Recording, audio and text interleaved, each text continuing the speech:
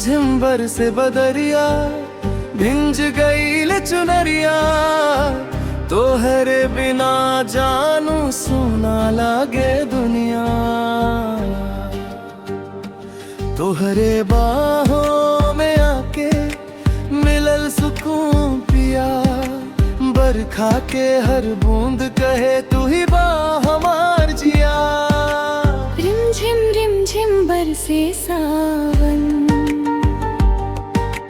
दिलवा बोले प्यार के राह।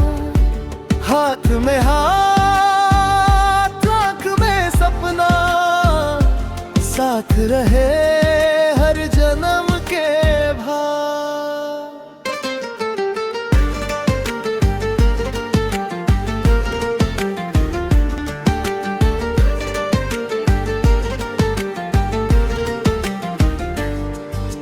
भिंजल तोहार जुल्फिया महकेला चंदन जैसन, देख के तोहरा मुस्कान धड़के दिल पागल जैसन।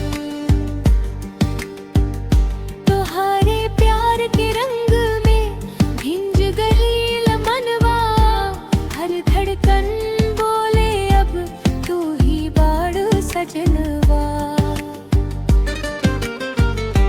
बिजुरी चमके बादर गरजे, डर ना लागे साथ तोहार। बरखा बनके आइला जीवन में, महका गई संसार।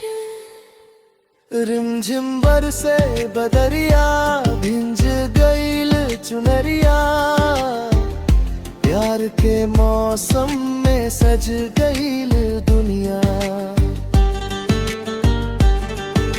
सावन के रातिया चांदनी के बातिया, तोहरे संग कटे हर पल बन जाव कहानियां।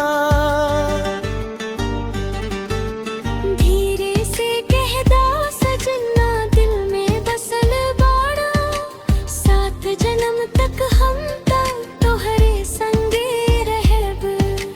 रिमझिम बुंदिया गावे प्यार के मधुरता, तू हमारे धड़कन हम तोहारे जानो। रिमझिम बरसे बदरिया भिंज गईल चुनरिया, प्यार के रंग में रंग गईल दुनिया। जन्म जन्म के साथ निभाई